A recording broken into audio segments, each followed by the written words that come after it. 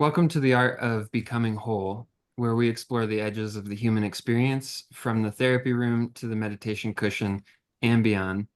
My name is Kevin Stansbury, licensed clinical social worker. And my name is Justin. I'm a counseling grad student and a certified hypnotist. Cool. Yeah, yeah. All right, so what do we want to talk about? That is the question. I mean, there's a lot of different things. I know last time you wanted to bring up some things about boundaries, embodying boundaries, What was the second thing you said? Boundaries and what? like embodying Oh, boundaries. embodying. Oh, yeah, yeah, yeah. Yeah. Remember, I was saying stuff to you. I don't remember why now. Something was going on. Yeah. Well, I mean, I could share something personal that just kind of happened to me recently. I don't know if it has anything to do with boundaries, but Okay. so yeah, I mean, I was telling you that I just got back from a Toastmasters contest. And I mean, the reason why I even went was because I wanted to challenge myself. When you kind of do a speech in front of the same few people, it's it's still good. It's still good practice, but getting outside of that environment, right, it challenges you in a different way. So I wanted to do something a little bit different and present to a different audience. So this is the second round. I was able to win the first round on a technicality. I was the only one that was technically competing in that specific uh, category. So I won by default as long as I didn't, you know, screw up royally, right? I still had to do the speech and you still have to qualify. But I was able to win. Yeah, awesome. So it's interesting. I went into this thinking like, yeah, like I don't care about winning.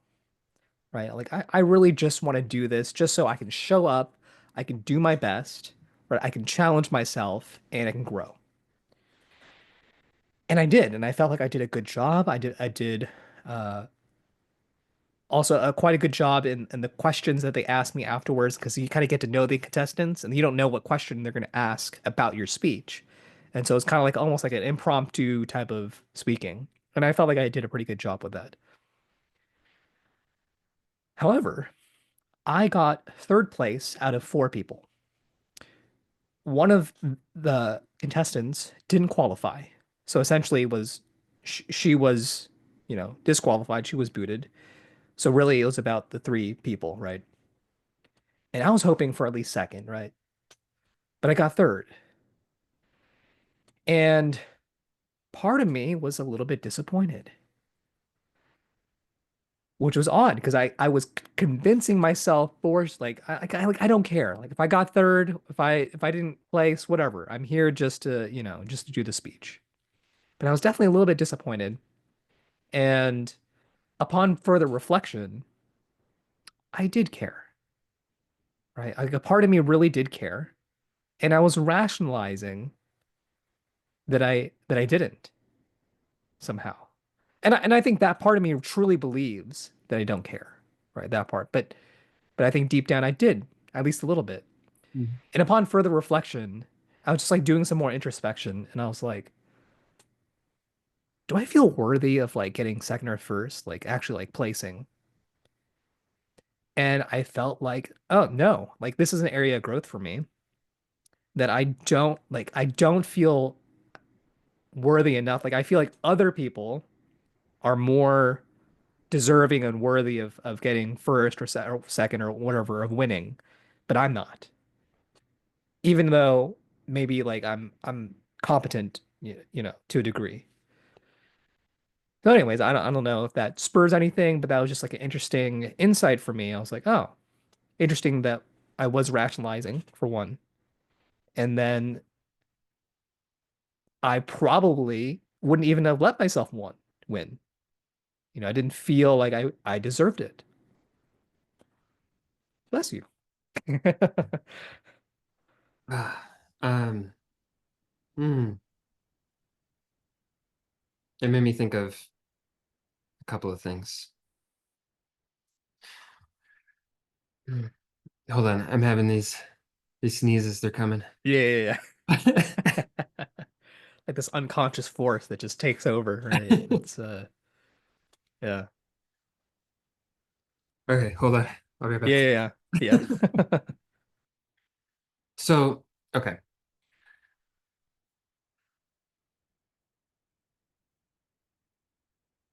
Well, the first thing that came into my mind was just this interesting thing that I see in people where we we want to not care about the outcome, or we want to not care what people think.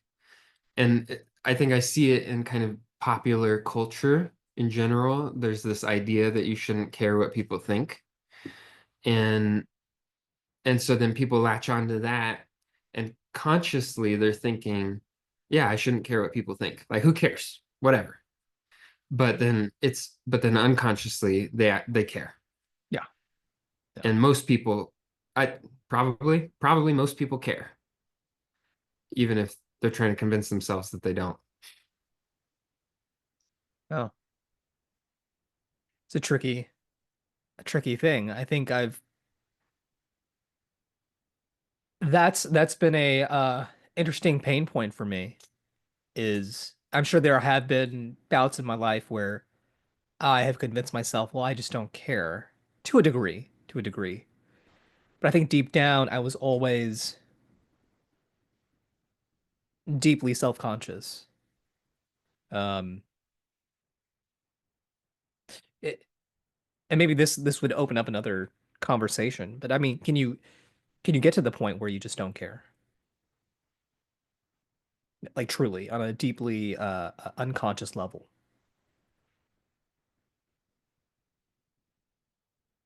What do you think? I think so, personally. I think there are people out there that just because of genetics, temperament, they're just more inclined to do that. Um, here's my argument, right? I'm assuming that most people, if you're not into basketball, if you had um no ambitions whatsoever to be in basketball or the NBA or sports, and I'm sure there are exceptions, but like most people would not be comparing themselves to like Michael Jordan on a daily basis and then feeling bad about it. I think most people wouldn't do that. Yeah. And so, at least when it comes to that specific area, they probably do not care that they're worse than Michael Jordan. It's like, yeah, I am. Okay, like who cares? Um, so it's interesting how in certain areas uh we can not care and not give meaning to certain things, but in other areas it has tremendous meaning. Yeah. Yeah, that it maybe has to do with um well, someone's identity, what they're hooking their identity to.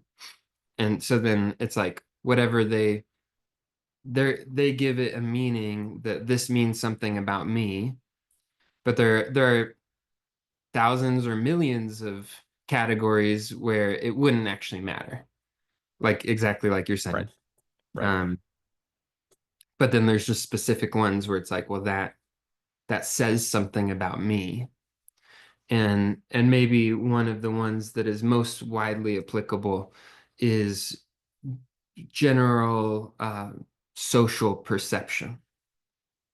Yes. We could talk about this because I'm probably processing still some things when it comes to social perceptions or social status, the meaning we give that. Mm. Yeah. Yeah. Well, before I ask you a question about that, so you said you think we can get to a point where we don't care what people think. I I like to believe so. Yeah, I think so. Um, and I guess it depends. It depends on the definition and what you mean by care, right? Uh-huh. Um, I do think we can get to a place where we're not unconsciously and with deep emotional intensity latching on to a meaning that doesn't serve us or other people around us. But that doesn't mean we don't care in the sense that I'm not going to listen or heed to advice or encouragement or something in between, right? It's like we give more meaning to what our friends and family tell us logically because we know them, they know us more than say a total stranger. So that's logical. Like there's some degree of care. Uh yeah, I don't know if I'm making sense there. I don't know exactly how to define it, but I'm hoping to get close to it. Yeah. Yeah, well, there's maybe like an evolutionary psychology thing there of just the tribal cohesion, and that you should care. You should care to the degree that if your behavior disrupts the community, or makes you insecure within the community, then there's like a, I think, just this deeply held anxiety that can come up about that. It's like we just want to feel safe and secure within our tribe. And so, and which is why we, I think, at least part of why we develop all of these unconscious defense mechanisms in our family, so that we can create some degree of homeostasis in the environment, even if it's super dysfunctional. That's like a more of a micro scale of the same thing. Instead of like a larger tribe, it's the tribe of your family. And Right. our minds just naturally try to get us into a place where we're not rocking the boat of the tribe, or else we suffer.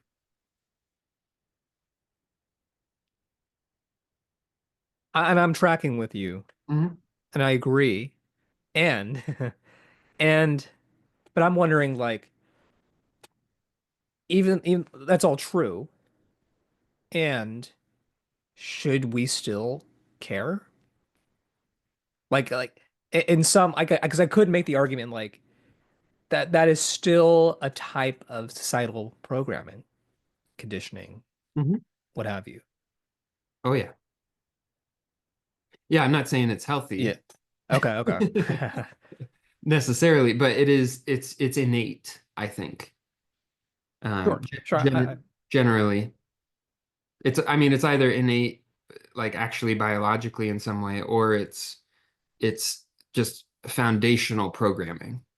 Yeah, Um, but yeah, should we care once we're older? Once we're not dependent on the family system, then at that point, then it doesn't really matter as much if you're creating homeostasis in the environment, because you could leave. sure. Um, so when I think about it, I don't know if setting it up as a binary of caring or not caring is the most accurate thing. Um, like, I don't know if this makes any sense. I haven't thought it out, but it's like I can experience it. There are domains of my life, or particular moments or activities, where I experience the lack of caring, we could say. Or maybe another way of saying it is like, maybe concern is a better word. Like I don't feel at all concerned about other people's perception of me. Um, but I don't know. There's just something about saying like I don't care, which feels a little bit too much or something. Because it's not that I don't care. It's like I'm gonna be present with myself and be however I'm gonna be naturally.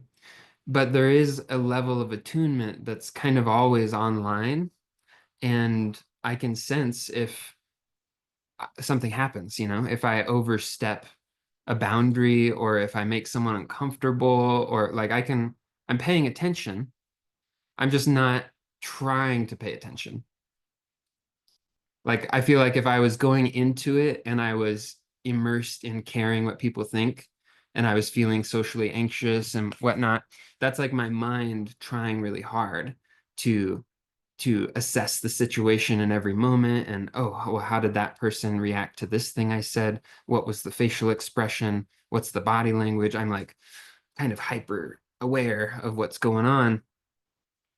And that's anxiety. That's like coming from anxiety. But what I'm talking about is actually like a relaxed, open state of awareness where I'm aware. I'm just not trying to be.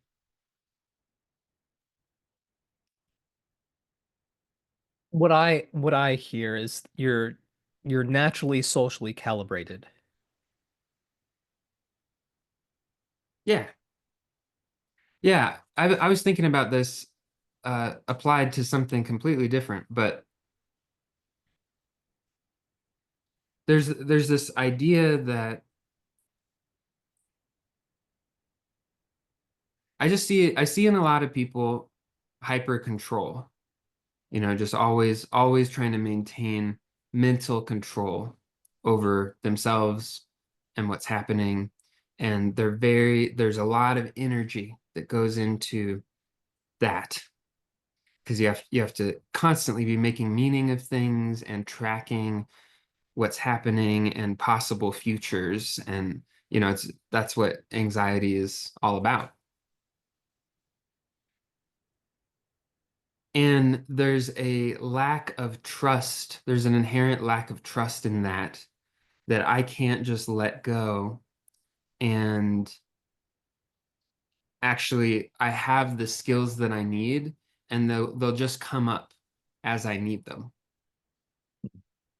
And that's kind of like this thing. It's like I don't have to think about how is this person reacting to me or that person reacting to me because I actually already have the skills and attunement or capacity necessary, and then it'll just come up when it's going to come up naturally. I don't have to try. And it's not perfect. Like I might be not conscientious enough in a particular moment. I might hurt somebody's feelings. I don't know. Anything could happen. Yeah. But generally there's just like a deeper trust um that maybe it's that I've done enough of that. I've done enough of consciously paying attention and attuning to other people. I've done too much of that throughout my life. I've been on the extreme end of that spectrum. Right. So I'm for me, my whole system is set up in such a way where I never have to worry about that. I never have to worry about going too far in the other direction because my system is set up already skewed in the caring too much direction. Uh, I see. Yeah. Yeah, and this is where I'm struggling, and I think this probably does tie into boundaries somehow. Not that I'm particularly wanting to talk about that, but um it's always a question of what to which degree should we care or not care, or maybe we don't have to set up that dichotomy, right? More about concern or not concerned, right? Um, so I'll tell you how I'm approaching this. as you might know, I'm into different dating coaches and I'm semi in the world of the pickup artist. Excuse me. Hopefully that wasn't like a Freudian thing that just happened, right? An unconscious thing. But and there's so in the dating world in like game and seduction and blah blah, the seduction community, generally there's like a spectrum. There's like two camps, right? One camp is indirect, and that's your like old school mystery method and other things. But there's another camp that says, no, screw all that. That's manipulative and weak. And so you just go direct. Go just straight direct as much, and it's obviously there's a spectrum, right? Not everyone's going to be totally on one end, but generally these are two camps, two warring camps. And I find myself agreeing with both of them on different things. And so I'm like, yeah, like which one is better? And they both make really great points. But I and it's this is not just seduction, right? This is just dealing with people in general. This is business. This Mhm. is just social relationships, right? Um, I think it's important to figure out um, how direct you want to be. How direct is not manipulative, or what is manipulation, and um, so on and so forth.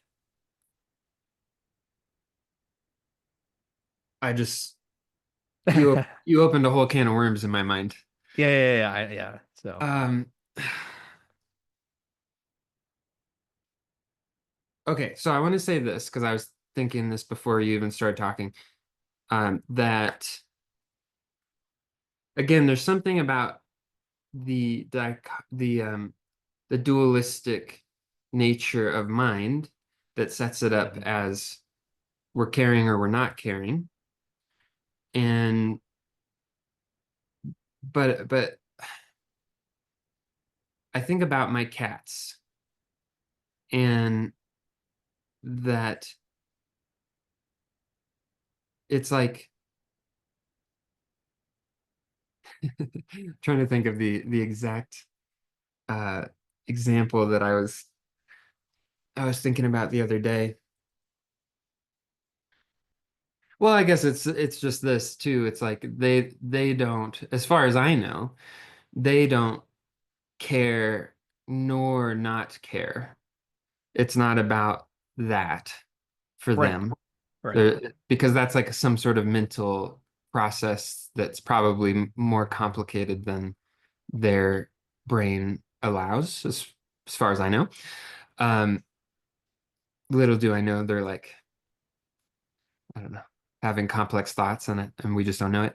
But but yeah, they are in a way, I like to use animals as a good example of teachers of mindfulness and presence in a particular way where they're just right here all the time for the most part. Dogs are maybe a little bit different. Domesticated animals seem to develop characteristics of humans, like anxiety or something. But generally speaking, they're just like right here, and they are in the flow of their own beingness, and their own like needs and desires, and they don't think about it. They don't worry about it for the most part. And so it's not caring or not caring, or yeah, it is not about caring or not caring. It's just that when you're present, there's the absence of that duality. Yes. Yeah. Does that make sense? It does. It's funny because two things. When I'm present in a session, that's actually what it feels like. Like I just don't. I don't even care about like am I worthy or not worthy or whatever. It's like a total category error. It's like saying how square is the color green? It's like that's just a nonsensical question. Uh, Yeah. Yeah. yeah. And that's what I use the example of animals a lot when it comes to worth. Exactly what you just said. It's like I actually ask people, do you do you ever think about your dog's worth?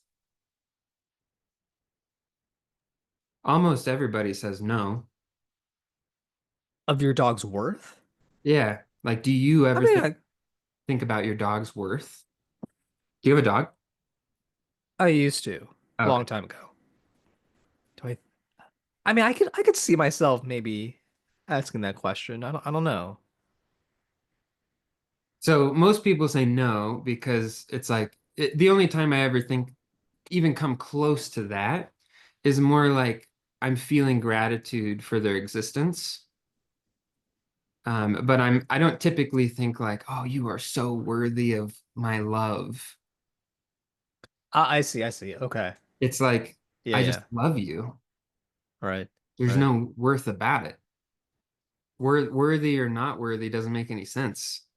And Yeah. this is kind of going on a whole other thing, but I think that there's a whole, I guess, a categorical error happening in pop psychology and maybe deeper than that, maybe in a lot of psychotherapy, where people they look at uh, self-critical thoughts and self-hate and low self-worth and that whole experience.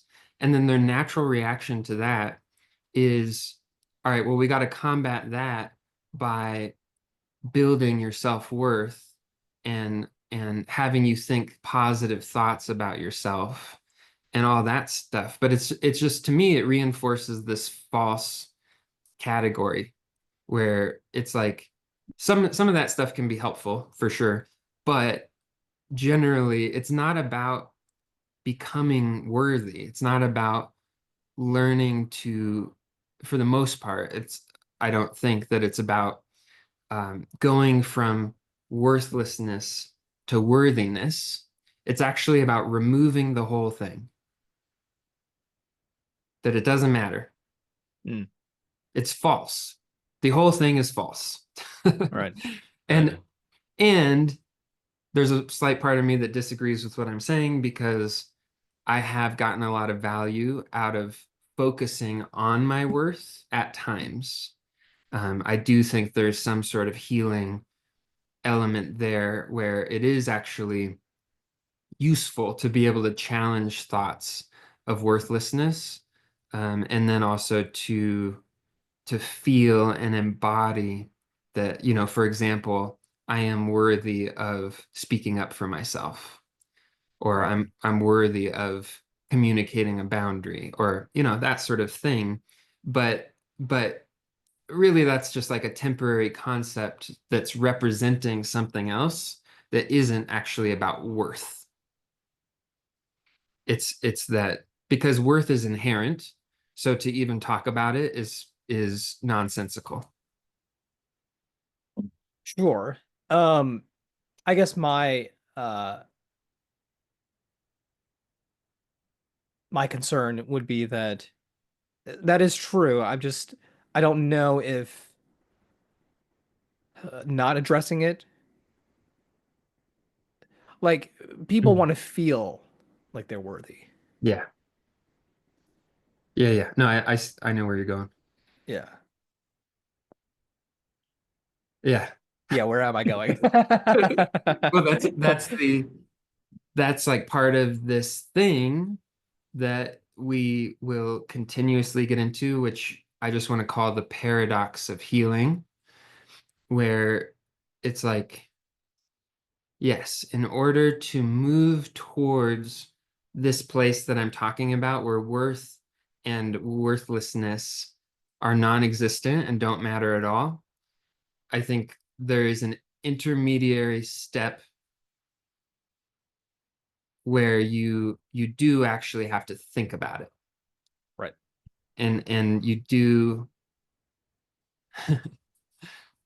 it's like, okay, here's how I see it. It's like I'm moving from an extremely negative self-image, much of which is probably unconscious, and I'm moving from that to a more neutral self-image, to then maybe even more of a positive self-image, to then in a particular way detaching from the importance of self-image altogether. Right. Right. Because I'd say, as I was speaking, I started to think, like, it's not that I don't have any self-image. Actually, my self-image is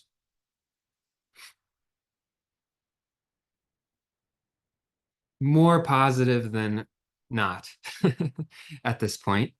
But there's still, I still have my stuff, and so there's still some unconscious or partially conscious stuff in there, um, that makes me feel not good enough.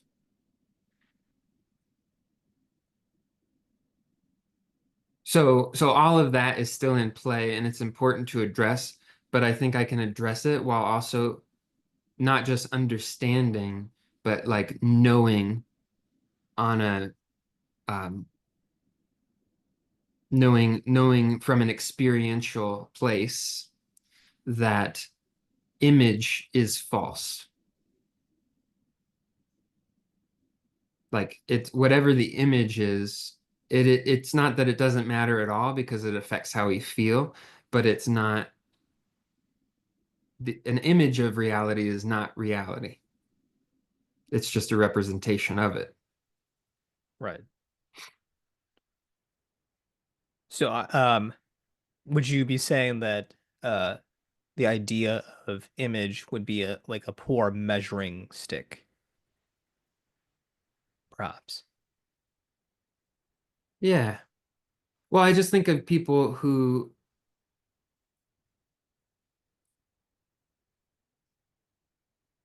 so a lot of people might say that they feel good about themselves or that they seem to be confident, they seem to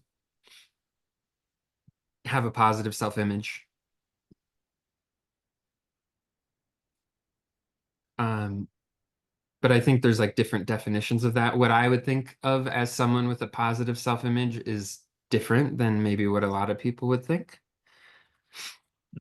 Because you can appear confident and maybe even like you think you're the shit. But to me, real confidence and real worth, someone who really knows their inherent worth, it's uh it's like quieter. Yeah. Yeah, no, I mean like an actual truly positive self-image is deeply unconscious and embodied Mhm. and quieter. Yeah, it's like you don't shout that I am confident, if you're actually truly confident, Yeah, yeah. usually. Yeah, you said something really interesting that a truly positive self-image is unconscious. Yeah. Yeah. Can you elaborate on that? Y- Yeah.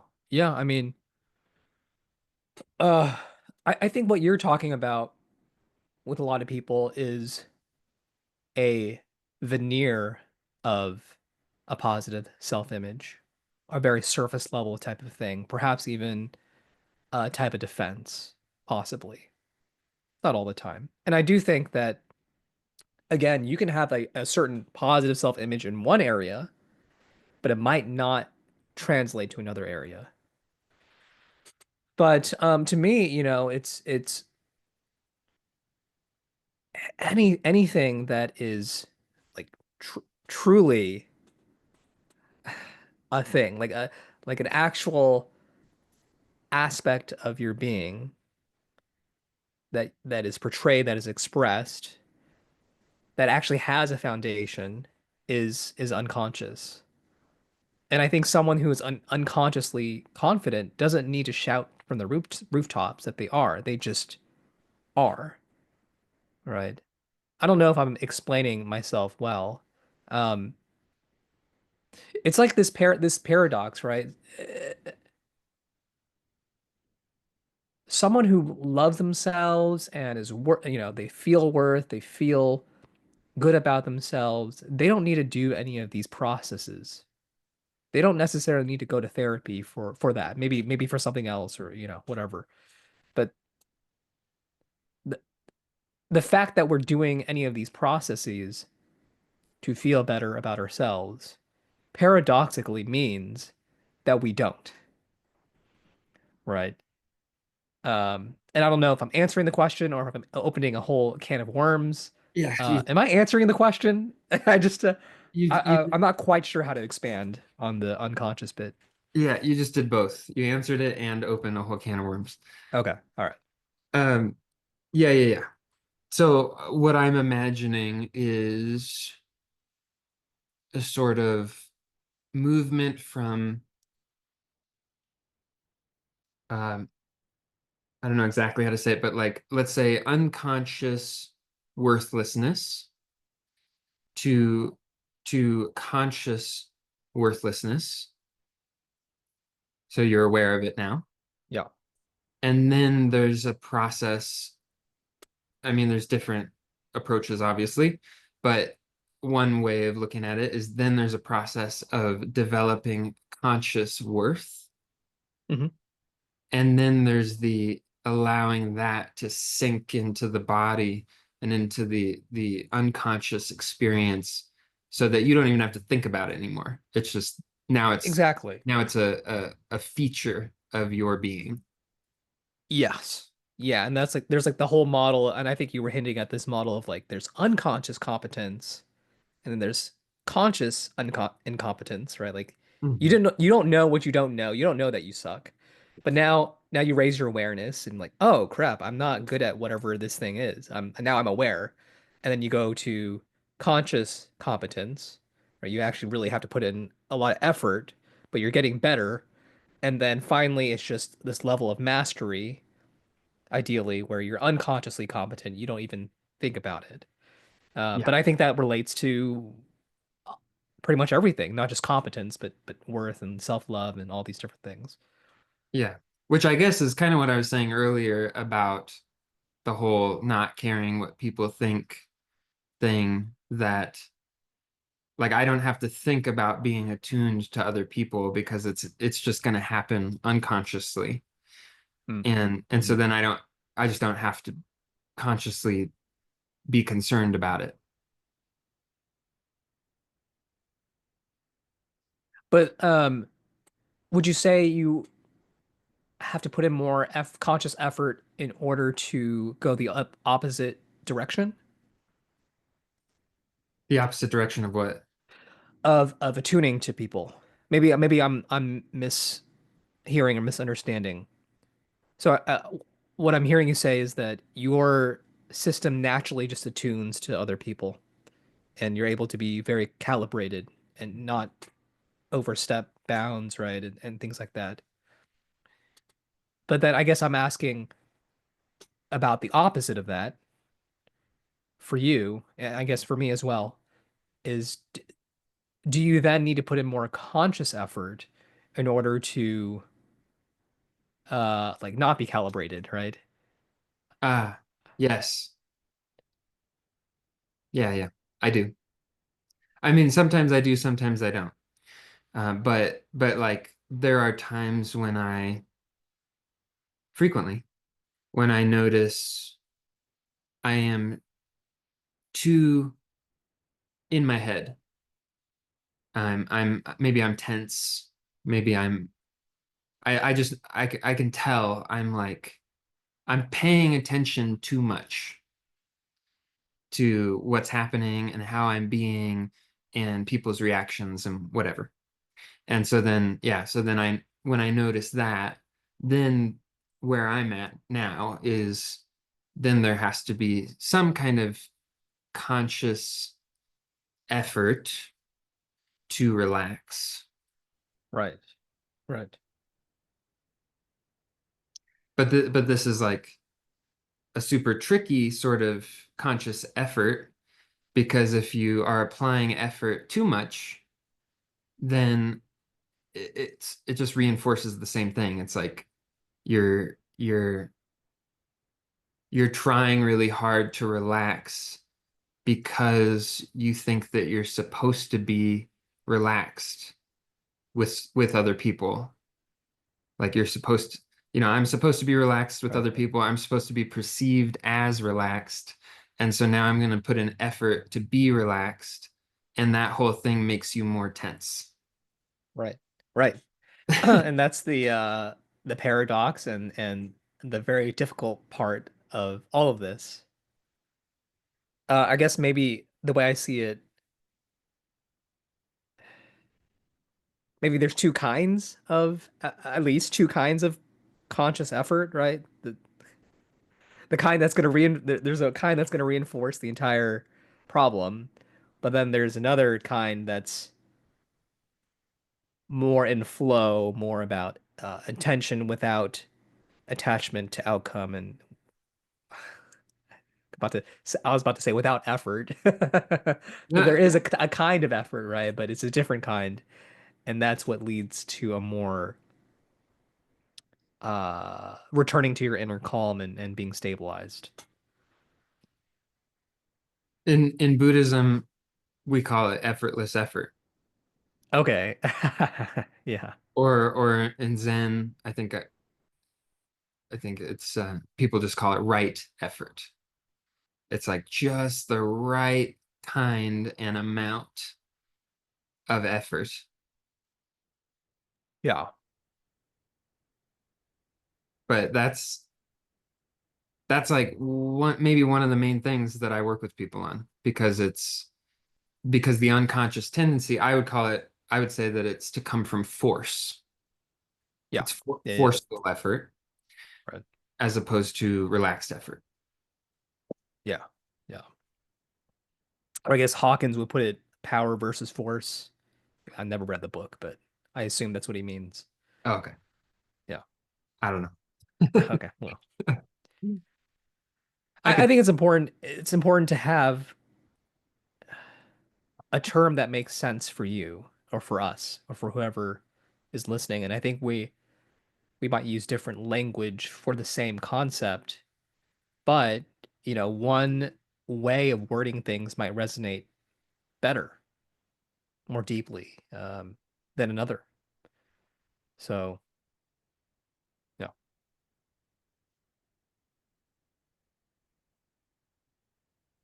there was a word I was trying to think. I was gonna say that's very it's very diplomatic of you. As opposed to um, fuck you. like no, this is I'm just saying it the accurate way. Yeah, yeah, yeah. My way is the best. No, Yeah. I Well, I think mean, yeah. I think you're right. Yeah, I mean obviously I like the language that I use. Yeah. But of course that's not going to work for everybody. Yeah. I've been super fortunate with most of the clients that I see resonating with the language that I use. Um, Cool. Cool. That's good. but yeah, it's like I think it is important to check in with people to make sure that it's resonating or like what would resonate better. Right. Yeah. Yeah. What were we talking about before all of this? I don't know. um, Caring about what people think. Yeah.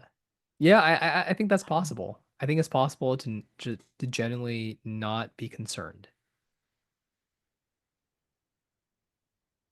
And I think Mhm. it's not for everybody. I've been more and more inclined to that path. personally. Yeah. I think probably because I have the tendency to do the opposite. And so Mm. I've never, oh, I've always had a complicated relationship with the idea. I'm sure you've heard of the idea or the phrase of like, I'm the prize. You have to believe that like you're the prize in like a relationship. Usually, it's Ugh. usually said in a dating context, right? I hate that, but yes, I've heard that. Okay, I'm sure that there are people who use that and they are using it, especially in our day of TikTok and social media and uh, becoming a little bit more narcissistic, right? Um, that there are those who use it and they're probably using it as a defense, right? And yeah, that's all I'll say on that. I don't mean it in this modern TikTok narcissistic way, right? Of Yeah. I yeah, mean, as you've been saying it, I like it kind of makes me cringe, but I've been, but I've been thinking about myself and I'm like, I am kind of a prize. yeah, yeah. You go, girl. Slay, queen. I mean, whatever. Um, but I think I've had a complicated relationship with that concept, but I've been more recently returning to that and thinking, yeah, I think that is the right way to go. Not again like a deeply unconscious Ah, way of like if I truly from a bottom of my heart, the core of my being, like believe that I'm the prize and I'm worthy.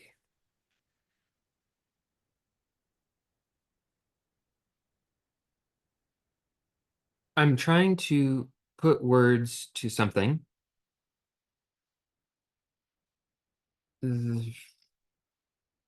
Well, maybe I can just like not make shit complicated for once. Um, that so you and I, we're on the same page. Our conditioning is a lot more people pleasy. It's been that way our whole lives, and so we are more on in the camp of hyper attunement to the the emotional states of others, and and the tendency is to fit ourselves into some kind of box that makes other people more comfortable or whatever, right? Yeah. Yeah.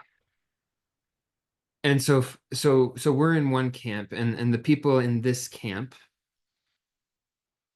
it's important for them to do a particular type of movement, which is balancing the scales in the opposite direction, essentially. To move more from attunement to other to attunement to self. Good way of phrasing that. Yes. Yeah. But there's a whole other camp of people it's foreign to me, to my personal experience, who are on the opposite end of the spectrum. Right. They would Right. be more self-centered and less attuned to the other. Yeah. And so for them, I'm assuming that it's the movement is the opposite. Right. It's like in order to balance the scales, they actually have to become more attuned to others and experience more of a humility about themselves. Yeah. Yeah. That maybe they feel superior, whereas we feel inferior generally. Right. I Yeah. actually have both. Great. But but still I lean my when I say I mean my programming leans inferior. Um, so people who are feeling superior, they have to have some sort of experience of kind of being like taken down a notch, Yeah. to see like, oh, actually, it's not about superior or inferior. It's like equality. Like we are all humans are equal. in terms of this, which is like, I guess, value or worth, which is funny because it goes against what I was saying earlier about how worth and worthlessness don't matter. Yeah. Yeah. But I so guess like ultimately, yeah, like if you get into that flow state, then it doesn't. yeah, I mean, this is the thing we will keep coming back to, or I definitely will over and over again, is that there's two, it's probably an oversimplification, but there's two domains of being that need to be addressed in the healing and growth process in order to address the whole being. Hmm. You don't have to address both, but if you do, then it'll be actually addressing the whole being, in my view. And so one is working in the realm of duality. So that would be the superiority and inferiority, the worth and worthlessness, caring and not caring what people think, um, negative self-image and positive self-image, all of that stuff.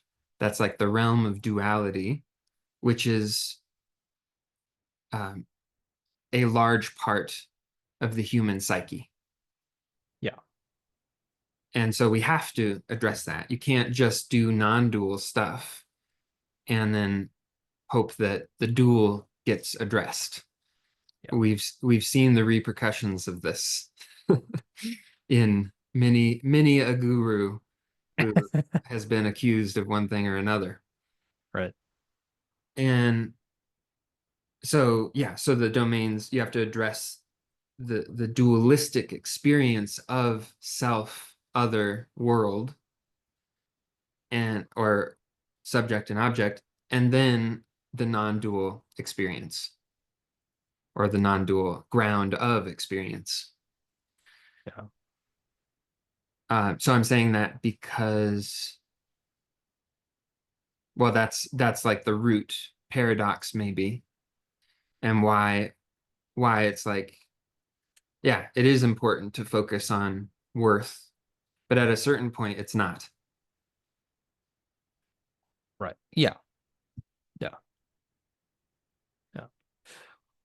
What are your thoughts about and this might get into a whole discussion about what is the ego, but the idea that you need to have an ego to let go of, you know. And so if you don't have an ego to let go of, I don't know if trying to get rid of the ego or, dissolving it is really the best course of action.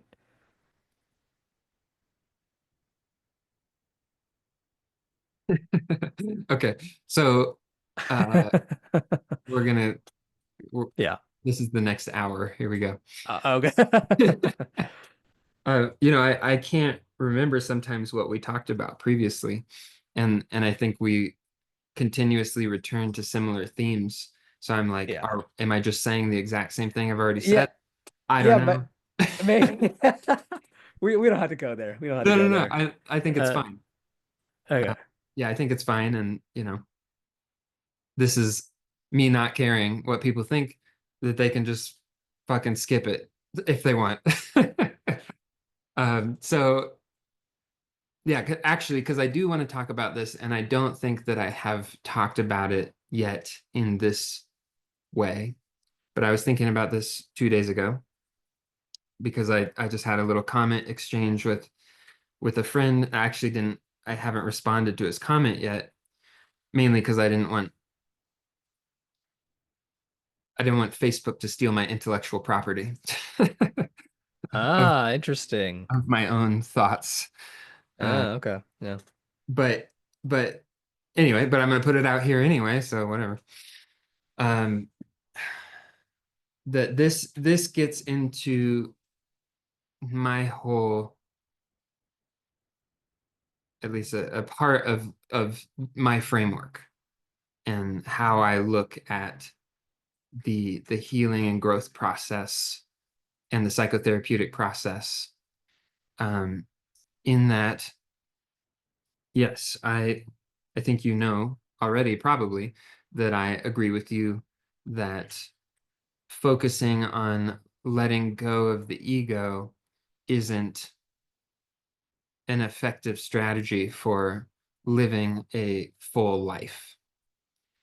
Um, yeah, so you can be too focused on transcendence. And then what happens if you transcend the ego? I mean, I don't even think you can fully. Like as long as you're in a body, you're still gonna have your particular flavor, the flavor of you. You know, I'm thinking of like Ramana Maharshi. You know him, yeah? Very vaguely. Okay. Well, he's been somewhat influential on my path, I think, mainly influencing Adyashanti and then Adyashanti influencing me. But he focused a lot on this process of self-inquiry. And for him, the self-inquiry is just like, who am I and what am I? And it's like asking those questions over and over again until you reach enlightenment, basically.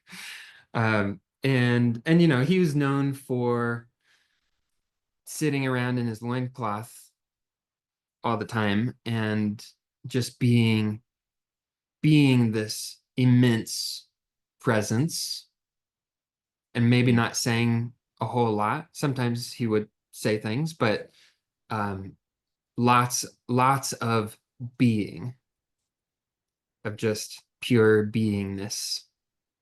And um, what am I getting at? That you know, I never met him. I think probably died before I was born, I think. But what I'm getting at is that I think even someone like him had a personality, Yeah. Yeah. and it doesn't matter how realized you are in your embodiment of true nature, that you're still gonna have a personality, which means you have an ego. To me, Right. they're like connected, if not the same thing. Yeah. So anyway, so what I view as the process of healing and growth is that it's a process of identification and disidentification over time. And so it's like the self that I am today, there are aspects of mainly it's my programming. So I view it as like a twofold process, kind of where like there's my programming and then there's the core of me. Mm. And over time, what I'm doing is disidentifying from more and more and more of my programming. I'm discovering the unconscious identification with it and making it a conscious identification with it, and then a conscious disidentification with it, and then it's an unconscious disidentification, much like the process we discussed Ah, earlier. yeah. Okay, interesting. Yeah. And so, what do I mean by disidentification? I think it's probably a confusing term to some people. What the hell am I talking about? So, how I like to think of it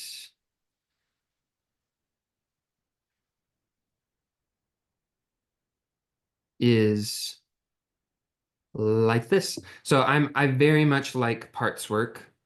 I like uh, what I know about IFS.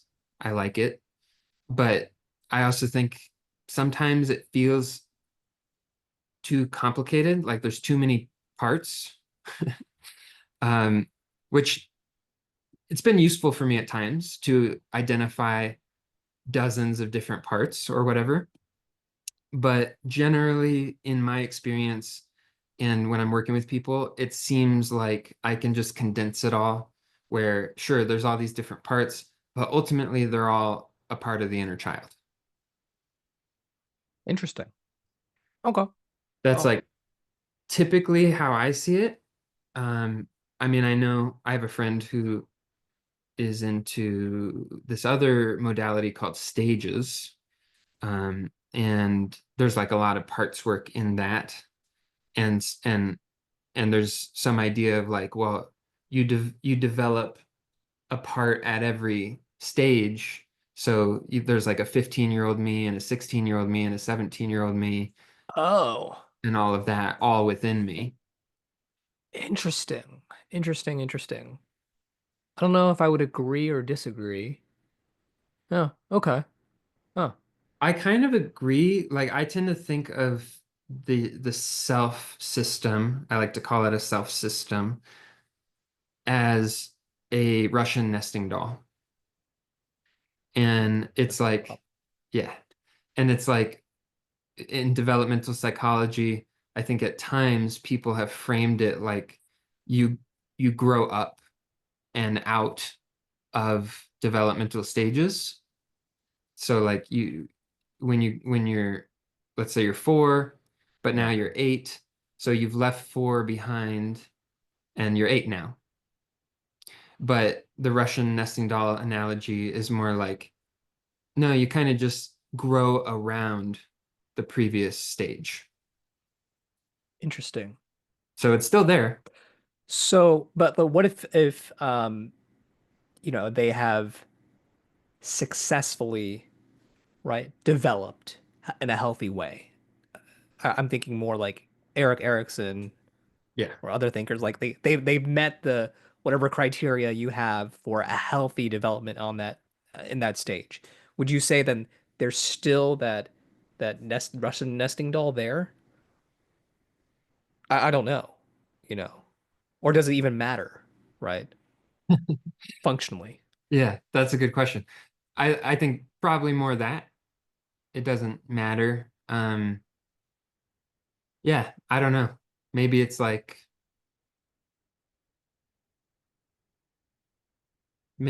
unconscious functionality compared to unconscious dysfunctionality. So it's still there, but if it's functional, you just don't even it doesn't Yeah. cause a problem. Right. So then Right. there's no reason to attend to it. Right. So then it might as well not be there. Like that's the Yeah, I guess that's my general thinking. yeah. Yeah, Yeah. yeah. That makes sense to me. Yeah. But whatever the case may be, if I have an inner 20-year-old and an inner 15-year-old, which at times I have felt that I do, it Mm. does seem more important the inner child, like the younger versions are more impactful, Yeah. Yeah. like I agree. across the board. Yeah. And if even if there's something from 20-year-old me, like I went through something when I was 20 that was emotionally significant and impacts me today, I can still, for the most part, trace that back even further to Yeah.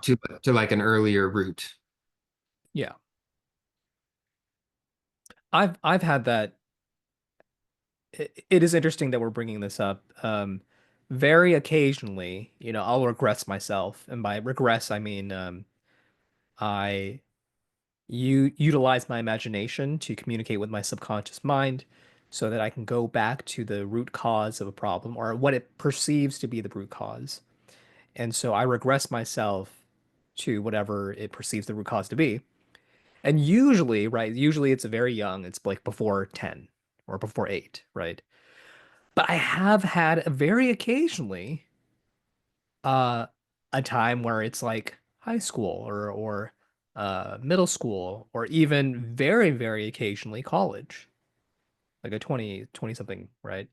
Um but that's much more rare, but it has happened, and it has happened in the way that that is the very first event for whatever belief or thing that is Mm. ailing me, right? Yeah. But like, yeah, vast majority, like 90%, maybe even 95%, it's, before eight. For me personally, that's just an anecdotal thing. So it always does surprise me when it's like, oh, this was in college. Oh, this was in high school. Wow, that's a rarity. Yeah. Yeah. Yeah, and I agree. And I think, like I said, it's like I have had some really significant, impactful experiences even in my 30s, that I've had to address directly. But most of the time for me, there is an older root of that same thing. But I might still Yes. have to address it directly at the later age. Yes. I found that, and I'll just say this as an aside. I found that sometimes I just think that the unconscious mind is just not, excuse me, the unconscious mind is just not unveiling its hand right away. So like maybe like for the example, maybe something happened at 30 or 20 or something. And I'm sure maybe in that moment in that session, like it perceives that to be the root cause. And I think Mhm. that's true. But maybe there is something that is earlier. We just don't know about it. And maybe later on, somehow, some way, I don't like this metaphor perfectly, but somehow, some way, the unconscious mind unveils its hand or reveals its hand, if that makes any sense. Not that it's like to try to hold back or anything. It's just like in that moment, it wasn't ready. You know, I don't know if I'm making sense here. Yeah. No, I think that's totally true. No. Um, and for me, the way I think about it is like that's where divine wisdom comes in, that there is an intelligence. I mean, some people might just say that maybe it's just it's an intelligence in your unconscious or in your psyche that, like you said, it's like just not the right time or not ready for something to come out. But I see like a deeper wisdom, this divine wisdom in it and in life. And it's like I have to go through really specific experiences that then trigger something in me that allows that to open up. Interesting. I feel like I've actually so lately I've tapped into more of what I would call my higher self or expanded self or whatever you want to call it. What do you want to call it? Expanded self. Okay. And it's a strange feeling, but it's like really nice.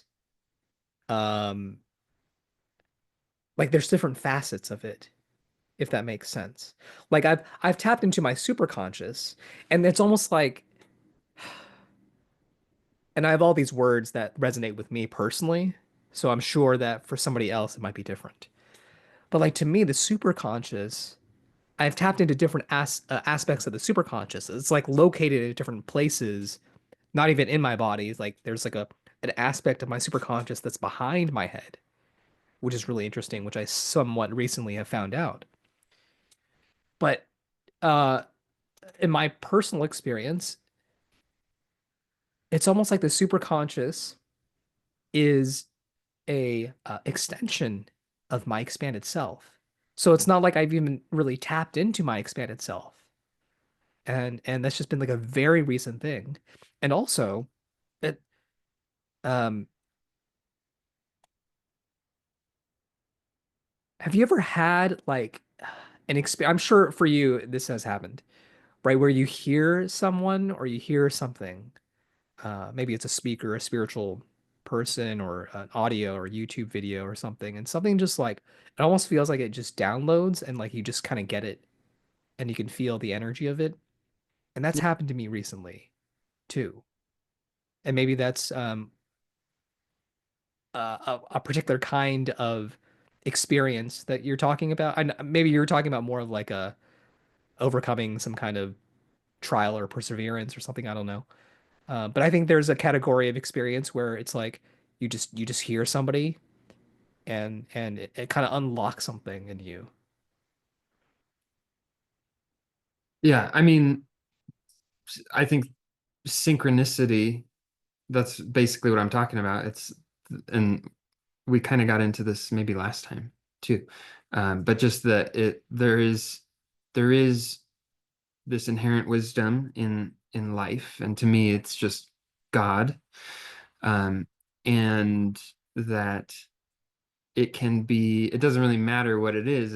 It can be tarot, pulling some tarot cards. It can Mhm, be mhm. bringing up a spiritual teacher. It can be just an experience in a relationship. It could be one text message from somebody. It could be a comment on social media.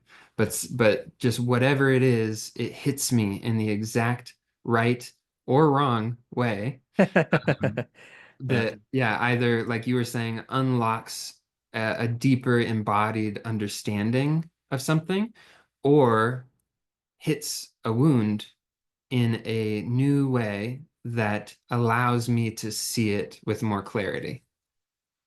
Yeah. And Yeah, that that's I a good don't way have of putting it. I don't have control over this. This is not something I have conscious control over. It's more like I do have some kind of like conscious participation in the recognition of what's happening, but that's it. It's just it's a greater orchestration from life. Yeah, I think I'm starting to get that. And I do think this is why personally I have been leaning towards a more longer term approach to therapy, healing, where, whatever you want to call it. Because there are things that life brings to you and like it's outside of your control, but it furthers growth and in a way that just like you can't get from brief therapy. Not that I'm shitting on brief therapy because I like Fuck brief therapy brief as well. therapy. Huh? I said fuck brief therapy. You're like Just I have kidding. a, I have an interesting, complicated relationship with it, because first of all, brief therapy is such a vague term because therapy can mean almost anything. Um, but anyways, I don't want to get into that. Yeah. Um, yes. More of long-term therapy. And I know we've gotten a little bit into this before, but I'm just thinking about it now, so I'm going to say it, which is that I think this is a crucial aspect of psychotherapeutic training that is not nobody I don't hear anybody talking about it, which is that, like, I am an agent of synchronicity. So, As the practitioner therapist. yeah. Okay. So it's not that like I show up and I am so knowledgeable and wise that I can just take this person from where they are now to where they want to be, and I can direct the whole thing, and I know exactly what needs to happen. I do know a lot of what needs to happen. That seems to be true, but I don't know exactly how it needs to happen for them.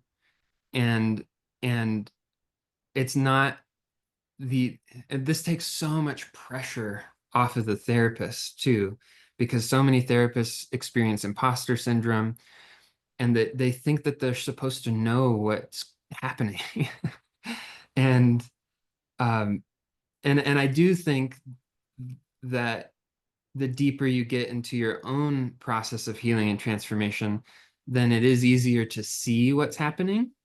And Hmm. so that has helped me a lot, but that's beside the point, because the main point is that I'm showing up and I'm being fully there. I'm bringing all of myself to the relationship.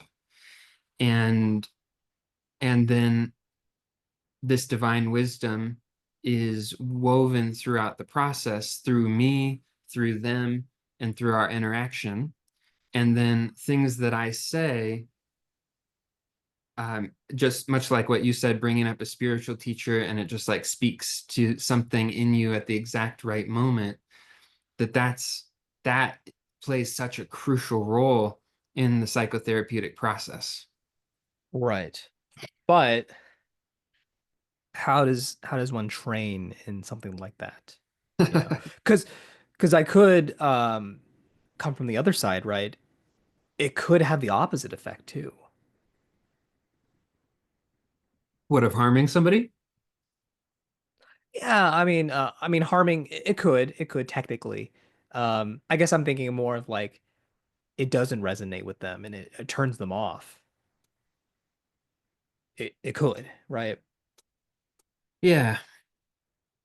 Yeah. Well, I mean, I think, okay. So I was actually going to say this earlier about something. I forgot what we were talking about, but you know who Rick Rubin is? Sounds familiar, actually. I think I probably talked to you about it like months ago. Okay. But Rick Rubin, he's a famous music producer. He's got a crazy beard and crazy hair, and he looks like a crazy person. I'm not supposed to say that as a therapist, but whatever. But he is wonderful, and he wrote this book called "The Creative Act: A Way of Being." Has he been on different podcasts like the Huberman? I think he was on Huberman. Okay, I think I might know who you're talking about then. Yeah, and it's like it's a very Zen book, a very Zen philosophy. He's talking a lot about specifically creativity, but he also is applying it to it's a way of being. It is just a way that you can be in your life. And Oh. so, what was it earlier we were talking about? Why was I thinking about that? I have no idea. But this is where, to me, psychotherapy becomes more of an art form, and that it's not just an isolated art form. It's about you and how you are being in your whole life.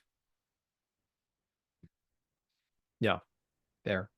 Fair enough. So much like the title of that book, The Creative Act, A Way of Being, it's like if I am in tune with the magic of synchronicity in my own life, then I'm already operating from a place where there isn't a whole lot of pressure to make things happen because I know that there's a particular way of relating to life and the waves of life that you and I had talked about this before, where it's like you can learn how to ride these waves, Yeah. and then synchronicity happens, and then you can take advantage of it. You can Mm. benefit from it happening because you're right there to see it happen. And so that then bringing that as a therapist into the psychotherapy process, it's exactly like that. It's like I'm interacting with someone and these waves of energy are coming through. And then if I can notice the wave and learn how to ride it, then I can take advantage of the synchronicity that happens in the session. Hmm.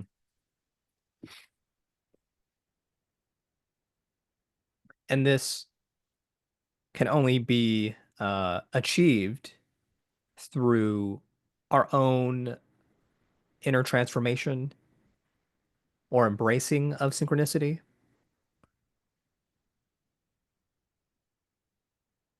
Is that true? Yeah, probably.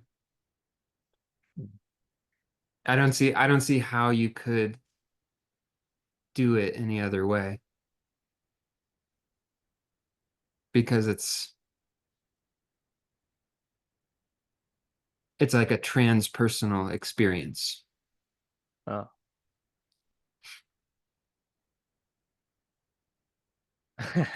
I'm just thinking of all sorts, you know, transpersonal is definitely like a dirty word um in Is it? psychology. I'm pretty sure. I mean, like in terms of if we want to be, we want to go by the book and what the science says and, all this, the medical model and all these things. Oh, Um, and so I'm thinking like, yeah, the psychotherapy world would never want to adopt that at a large scale. Um, I think they're getting there. you think?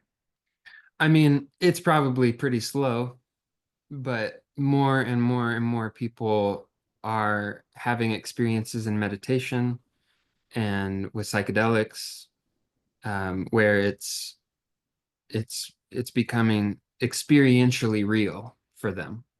Hmm. And so it doesn't matter at that point, like to me, and this is my own bias, that science lags behind experiential recognition. So we're always, I think, going to be able to experience things that science can't measure. Science catches up over time, but our body is the most sensitive instrument on the planet, our body mind. And so there's no instrument that's developed by man that's more sensitive than that. We don't even understand the body mind fully or the brain fully. So it's like it's incomprehensible. We don't even understand it, Hmm. but it's so sensitive that we can experience dimensions of reality that are very real. You can just directly experience it. It's, it's clear as day. This is the reality. But then there's no tool to capture that. Hmm. And I think more people, and well, this is my hope and maybe part of my vision, is to support people with just like trusting that if you experience something directly and you experience it consistently, and you're not the only one, other people can engage in specific activities or practices and have the exact same kind of experience. How much more evidence do you fucking need? Especially when it helps you navigate life more effectively. Hmm. Feel free to argue against this. I'm uh No, I actually really need to go to the restroom. oh, okay. You mind if I Yeah, do it. I'll go too. BRB? Yeah, I mean, I don't know if I'm gonna argue against whatever it might be. I guess I would. My only concern is that not everyone is going to embrace spirituality, and I do think that there can be a liberation and a maturity for people who embrace secularism for some people.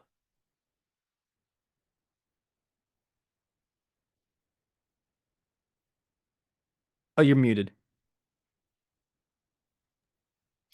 Yeah, I mean, I think that, well, one, just as a therapist, if I'm meeting with someone, I'm going to respect where they're at. And if they are atheist or if they're Christian or whatever they may be, that I will, I'm not trying to force anything on anybody.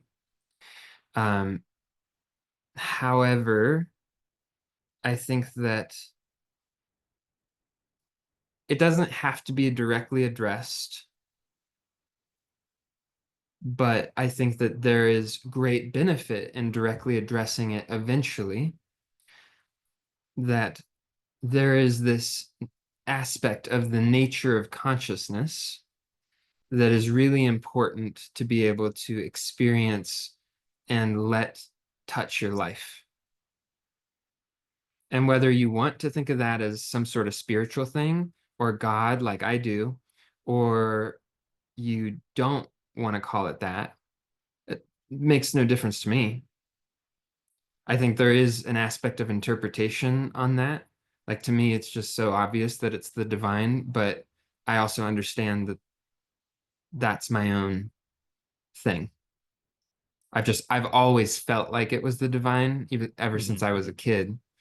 Hmm. And like I wasn't raised in a particularly religious or spiritual household, but to me, it was just always so clear and obvious. Like, yeah, God's real and Hmm. is permeating everything.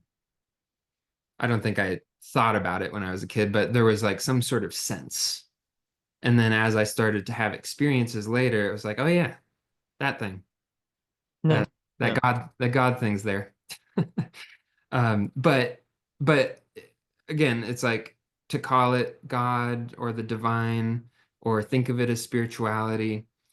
I don't think you have to do that in order to experience the benefit of recognizing that consciousness is non-dual.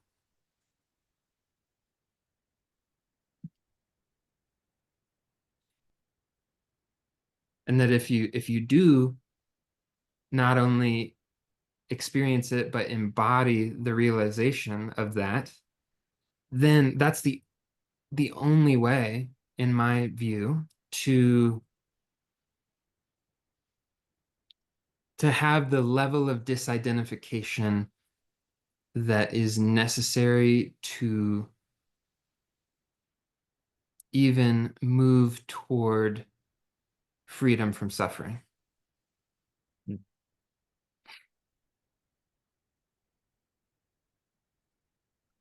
A bold claim. Yeah, and you know, just from like from a Buddhist perspective, at least what I know of Buddhism, it would be like, you know, in a particular framing, the cause of suffering is grasping and aversion, Hmm. or also called reactivity. It's the mind's tendency to move toward what it likes and away from what it doesn't like. And that's duality. And so to have an experience of our true nature as non-dual, then you're still going to have grasping and aversion that happens because that's just being human. Hmm. But now there's an embodied recognition that that's just like this aspect of being here. And then there's Hmm. this other aspect of being that is much, much bigger than that, infinitely bigger. And and to be able to see that, then it's like, oh, so then I can get sucked into my own grasping and aversion and I can suffer, but then I can disidentify from that suffering, pop back Hmm. out of it to re-realize my true nature and embody it. And then I'm free from the you know, it's not like free from suffering forever, but it's like free from the cycle of suffering because I Hmm. because something in me deeply, deeply knows that that's just what that is. That's that's just samsara. That's just what happens. Right. Right. Okay. That's a good way of articulating that. Free from the cycle of suffering, not necessarily suffering itself. Yeah, and Yeah. maybe we can get free of suffering itself, but Yeah. I'm not there yet. Yeah. Yeah. You know, when I was more in tune with my expanded self, I was kind of asking it some questions, and I was asking, you know, can we be free of judgments? And it didn't like that question. And it was more not that like, it didn't like it. It was just like that's the wrong question. Hmm. And I interpret it telling me that it's not about being free or not free from judgments. It's about living in awareness. being aware. Maybe there's more to that that I could dig further. But that was an interesting realization. And then, kind of on a similar note, I was asking if there's good and bad, and you know these judgments. And again, it didn't really answer that question. It didn't. It was more like, again, that's a wrong question. It's not about right or wrong, good or bad. It's more about what is true and not true for you. So I know I just find it interesting. I'm coming in contact with some of these realizations and these concepts that I think are relevant to what we're talking about. So I did want to ask you earlier, what's the distinction that you're making between the superconscious and the expanded self? I, it's a good question, right? I always thought that the superconscious was my expanded self. All I can say is it feels different. Um, and honestly, I've just maybe it's a semantic thing, right? But it feels different to me personally. Um, it seems like the expanded self is more so who I really am, and that the superconscious is a function or expression or extension of the expanded self. I don't Mm. know if that makes a difference, honestly, but but it was a cool realization for me. Would that be like potentially maybe like maybe the superconscious is either an aspect of the ego or it's like the bridge between the egoic reality and the expanded self.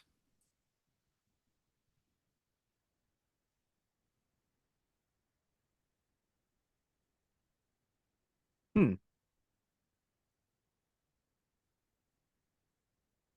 And by ego, you mean like the human personality? Hmm. Huh.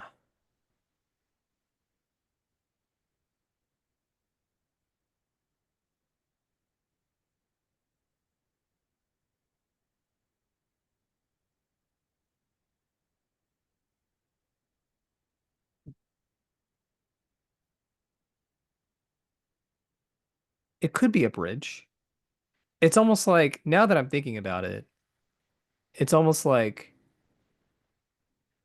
both. It's an aspect of ego, but it's also an expression of the divine. Mm. But maybe we have different definitions of those things as well, and who knows? I haven't thought much in terms of superconscious, so I don't know. uh, so I'm just taking some stabs at it here. Yeah, I mean, I've always thought the superconscious was my divine spark, right? I think Mm. that's true. Um, I guess maybe I'm having some kind of deeper experience or revelation of the divine, perhaps, right? Mm. I don't know. Well, that's cool. Yeah, I think it is. I think it is. Yeah. So, did we finish talking about whatever we were talking about? I have no idea. uh, Um, uh, we're breaking the cycle of suffering. yeah. Okay, well, this is bringing me back to something I started saying 47 minutes ago, Oh, wow. uh, which was about my framework. And you were asking about letting go of the ego and all of that, and we just we went somewhere. Ah, Um, and oh, and I was talking about it's well, I didn't say this yet, but basically to me, this is where that fractal nature comes in, the mhm. fractal nature of reality or the psyche or consciousness, that it's like that process of unconscious identification to conscious identification to um, to conscious disidentification to unconscious disidentification, and that just keeps happening over and over and over. And sometimes, not always, but sometimes, especially with deeper wounding, that it happens first at more of what I would call a really obvious level, and then it just gets more and more and more subtle. The same of it's like being in this fractal of a particular conditioned pattern. Hmm. So the same pattern repeats, but at a much subtler level. Right. And Right. that is the process of healing. And that is also where a lot of people get hung up on, is they think, haven't I addressed this before? Right. I'm over Right. this thing. Why is it Yep. coming back up? And I think most of the time when that happens, it's not like you're sliding backwards. It's like you're actually deepening into a more subtle layer of the same pattern. It's a good reframe.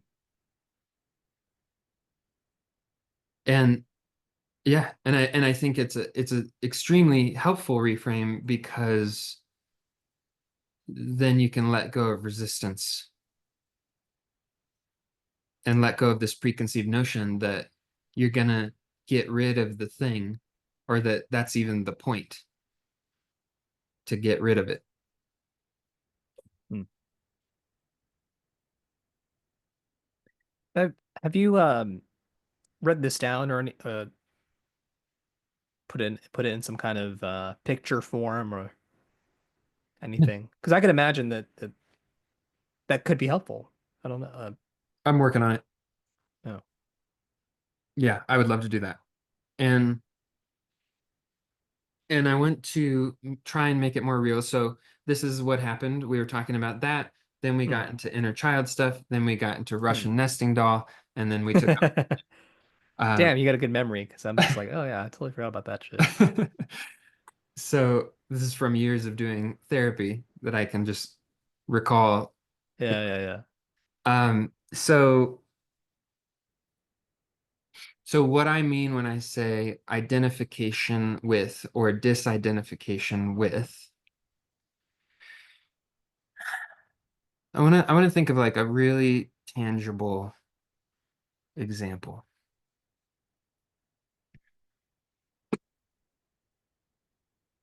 Uh, would people pleasing be a good example? It could be, but I've got one that Okay, I'll okay. I'll just use. I'll just um yeah, and it's real for me.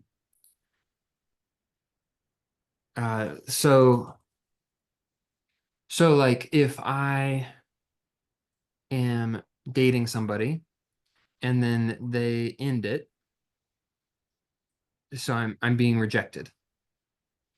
And that is literally true. Like that is the function of somebody ending things, is saying, no, no to you. Uh, and in that experience lately, what I feel is that it hits a deeper wound for me, which Hmm. I think is true for a lot of people. I think rejection, I could say the rejection and abandonment wounds are of primary importance to almost everybody. That's just like seems to be true across the board. It's Yeah. connected to attachment stuff. It's super young, super young, early childhood stuff. And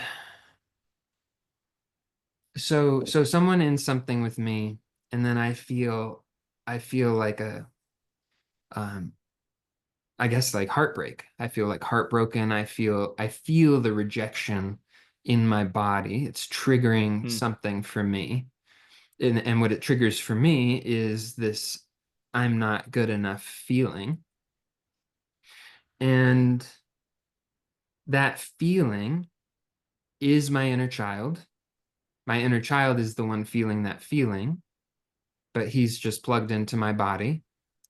And and and and and I really wanted to say this, that the way I think about it is like the inner child is largely representative of our emotional experience. Like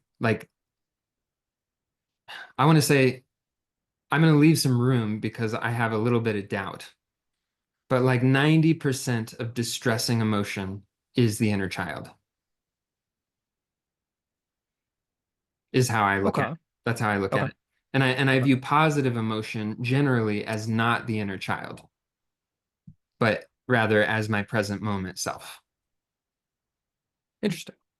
That's usually how I view it. However, there are some positive emotions that are definitely my inner child. So just to just put it out there. But but most of the time, if I'm talking about the inner child, I'm talking about patterns that create suffering. Mhm. I'm talking about the wounded inner child. There's like the wounded inner child, and then there's like my free, innocent inner child, I guess. Right.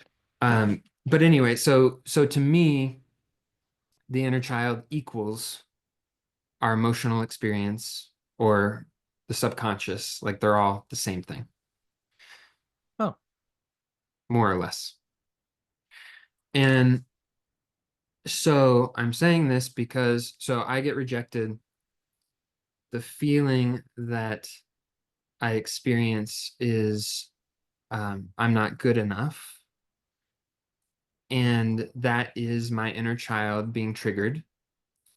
And that is me being unconsciously, subconsciously, maybe consciously to some degree, identified with my inner child in that moment. Hmm. Hmm. Hmm. Because if I'm feeling it in my body, that means on some level I'm identified with it, Okay. Okay. especially if it's causing me distress. Like maybe sometimes I could feel something and there's no distress about it because I am actually disidentified from the feeling, and then it's fine. Right. But this is distressing. So that would be me on some level being identified with the belief that the inner child has that he's not good enough. And so in this process of healing, well, the first step is to become aware that I'm identified with that experience or belief or identity. And and then I can, oh yeah, yeah. So okay, yeah. So I want to describe this, that I put it into words for the first time like last week. Oh. That that okay, so we can, using this example of me being rejected, that we can experience an emotion in a way that does not lead to healing and growth. It's just suffering. That would be just the cycling through it. Yeah. And Yeah. the energy is not moving anywhere. It's just like you just keep feeling it. And it hurts and nothing good is happening. Um, and so we can feel things that way. And what that means is you're feeling things from a place of identification with the feeling. That's the only reason why it doesn't move and why it just cycles, because you still believe it unconsciously. You still identify with whatever belief we're talking about. No. So the process of healing is disidentifying, it's separating yourself from the inner child who believes he's not good enough. And so now there's a separation. I'm over here, inner child's here. And that experience is like no longer, oh, I'm not good enough. It's this part of me doesn't feel good enough. Right. So now there's a big, big space there. Yeah. And then because that space is there, now I'm disidentified from it. Now I can allow the inner child I can use my body to feel through the inner child's feelings, knowing that they are not mine. Mm. And then that's how the energy moves. And that leads to healing, growth, transformation, and the actual letting go of that particular wound. It sounds very similar to internal family systems. They would use different language, but yeah, yeah, Yeah, I think it is. yeah.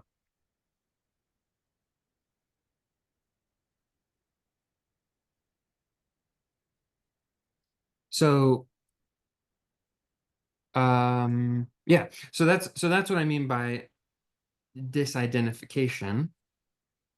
Basically, it's coming into the the full being embodied experience and understanding that I am not that.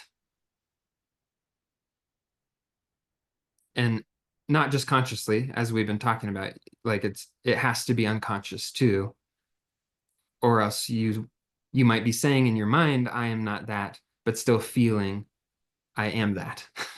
Right. Exactly. Yeah. It has to And be an experience. yeah. And so that this happens at every scale. Like this is the fractal. It's like so I have experienced this before. I've experienced this rejection feeling many times Hmm. in my life, and I've done at times I've done this process of disidentification and feeling my way through it, and so wherever I'm at now, it's a different layer of the fractal. It's not like the most obvious one. Now I'm at more and more subtle layers Hmm. of the same thing.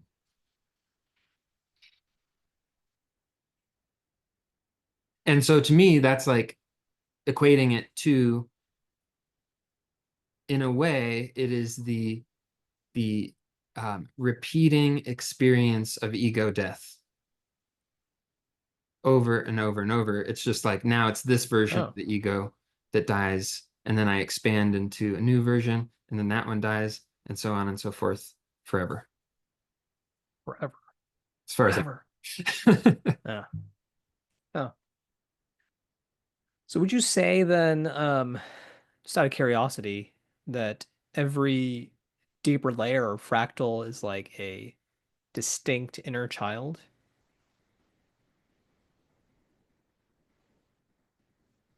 Hmm. A distinct inner child. Yeah. I don't know. Okay, How fair do enough. you Fair how do enough. you differentiate if it's distinct or not distinct? Or how would I know that? I mean, it's like intuitive sense, but it's also like if you ask it questions, maybe it would answer differently from a different one, slightly. Um, or I mean, I guess like to me, if there's no secondary gain and you have truly felt through all those feelings and that inner child has been healed, then to me, that whatever constitutes that inner child is transmuted forever. And so to me, then that fractal is gone. Mm. I don't know if it makes a difference. I'm just out of curiosity. Yeah. Yeah, I don't know how to say if it's distinct or not distinct because of the nature of the fractal, it's like um it's all interconnected in a way. Sure. But I do think of it like there's a particular pocket of energy that is held in this layer of the fractal. And once I've gone through the process in this layer, that pocket of energy is freed up Right. Okay. Okay. because it's no longer used in maintaining the defense mechanism at that level. Right. Right. Okay. So yeah, so then it's yeah, I don't know. I don't know if it's totally distinct or if it's just different layers of the same inner child or different inner child's children. Right. Okay. Yeah. To me, I'd say it feels more like it's the same. It's the same inner child, but it's like zooming in with a atomic microscope or something, like going from the most obvious image of the inner child to like zooming into the cells or something, or like just subtler and subtler levels.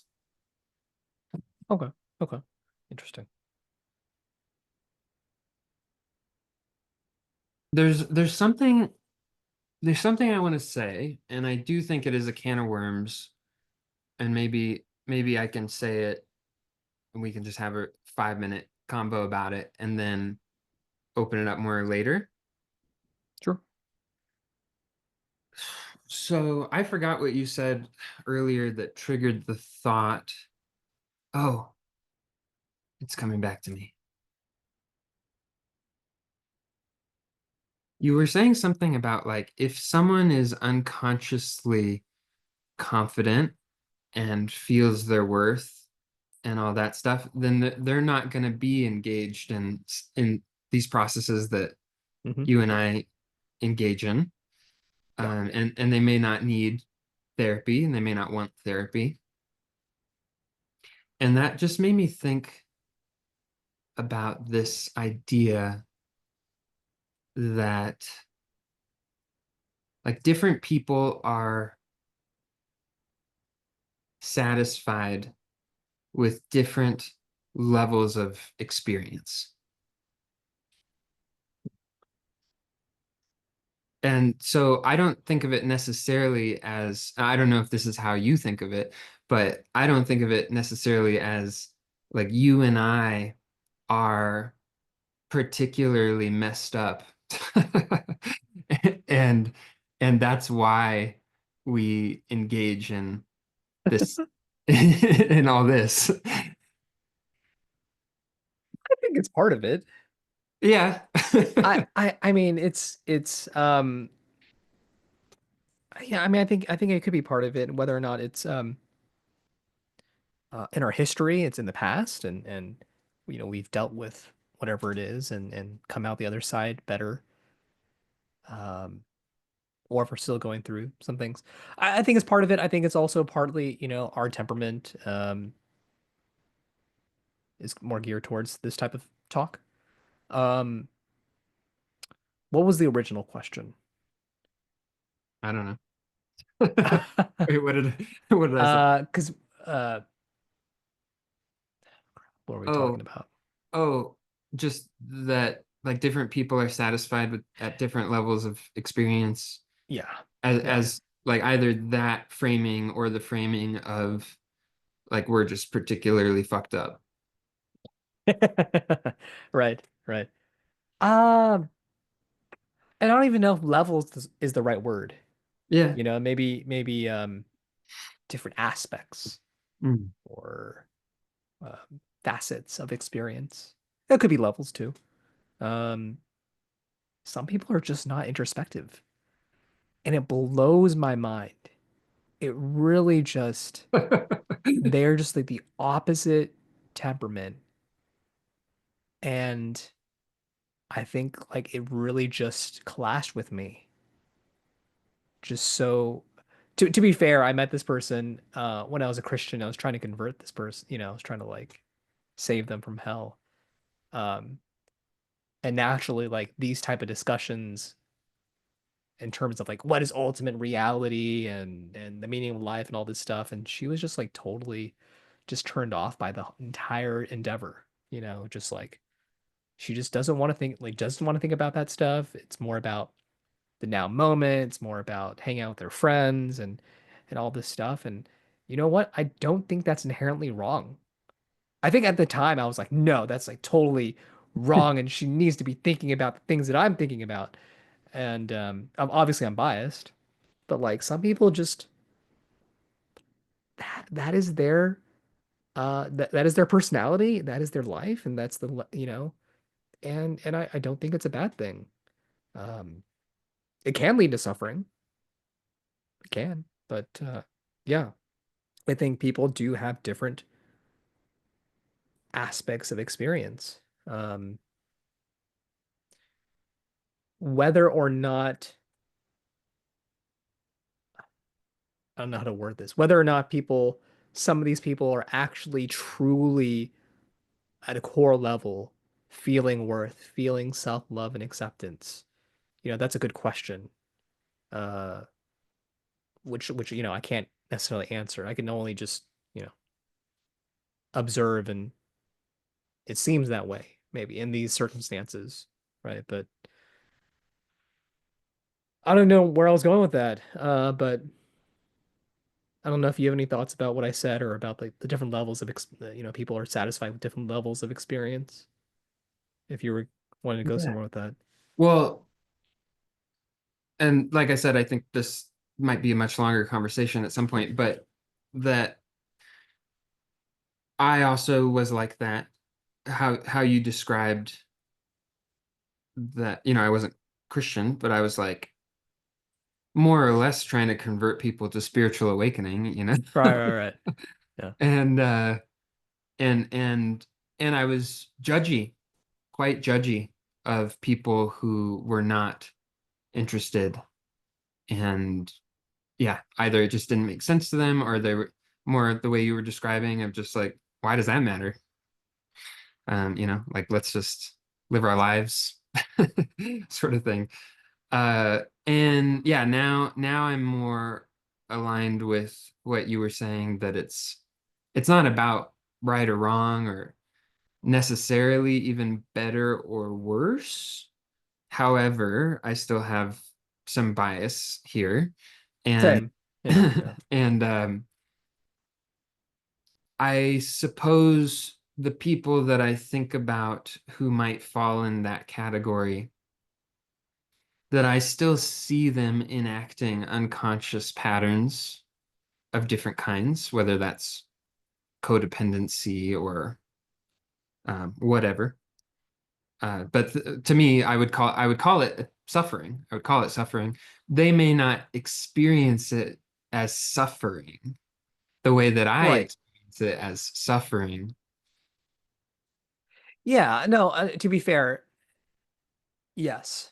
Um, it very much, very possible, or even probable that they are enacting defenses and they are suffering at some level.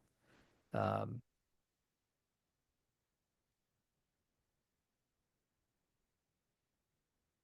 I guess I'm torn because like I don't and this is my I want to be socially calibrated, and I want to be fair, and I want to not jump to conclusions and be judgy, you know.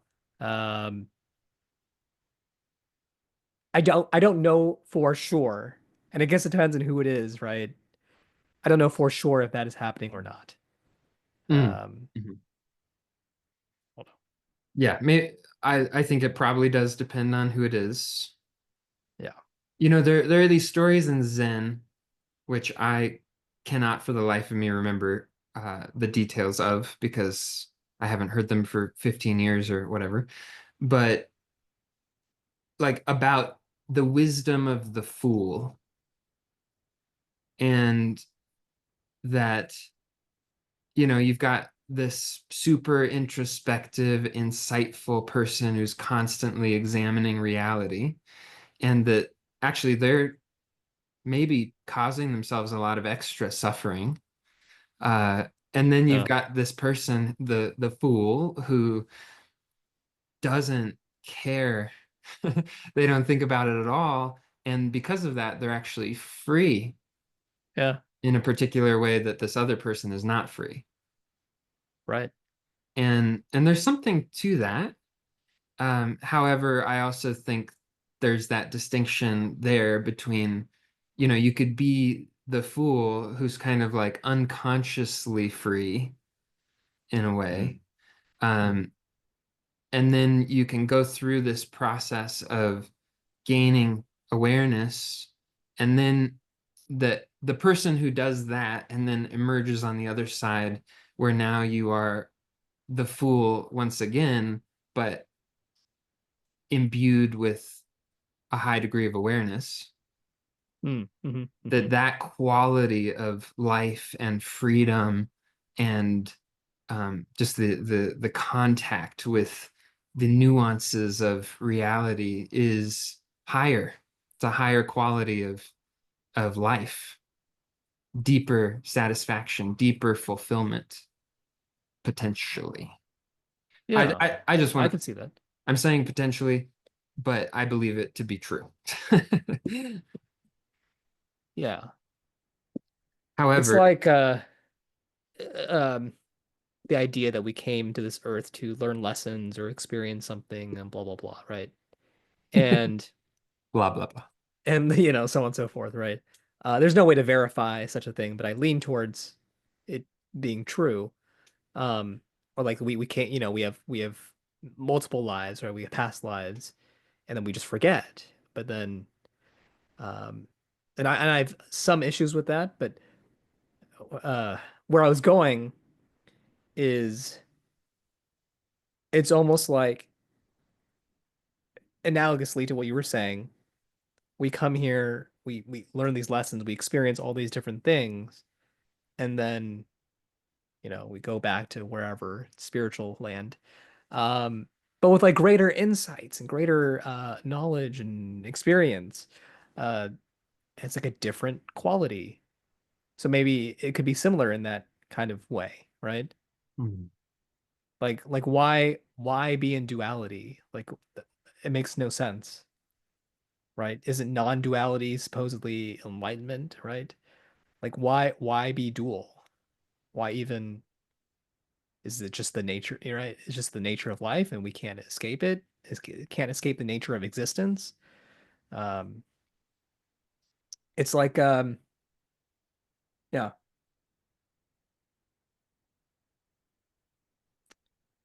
yeah, there's something to be experienced here, even though there is suffering. So, Yeah. I mean, as you were talking, if I had to say anything about that, why be dual? What popped into my head is just because it's beautiful. mm, mm, Maybe that's arguable. Maybe people would argue against that. There's a lot of things that could be perceived as not beautiful.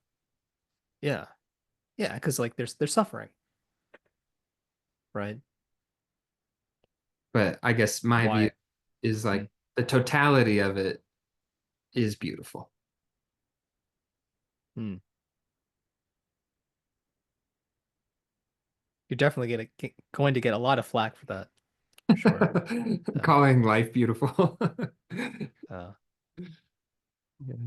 Yeah, and we can get more into that some other time, sure. 'cause there's some nuances there. Um, Yeah.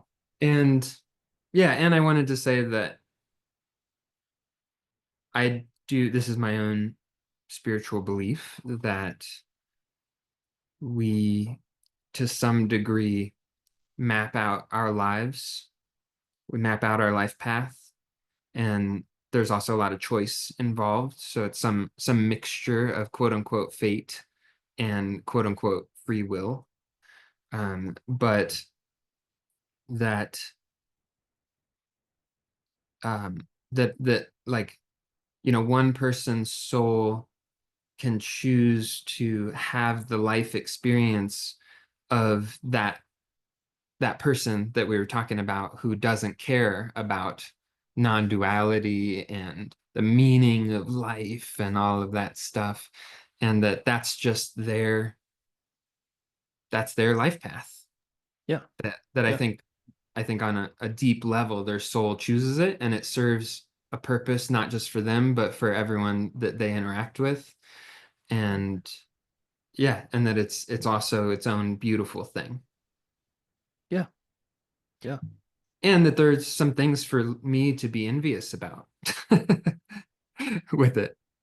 Like I was saying, like, yeah, I've probably caused myself a lot of unnecessary tension and stress, suffering. Yeah. Exactly. You know, for every limiting belief that you and I have encountered or have, somebody else out there has never had it ever. They just like, what? That's a thing? What? They just don't have it. And like we were saying earlier, like maybe they do have it on an unconscious level, um, Yeah. but maybe not. Just depends. Right. Well, it's been a pleasure. Thank you for listening, listeners and viewers, and we will see you next time. Out.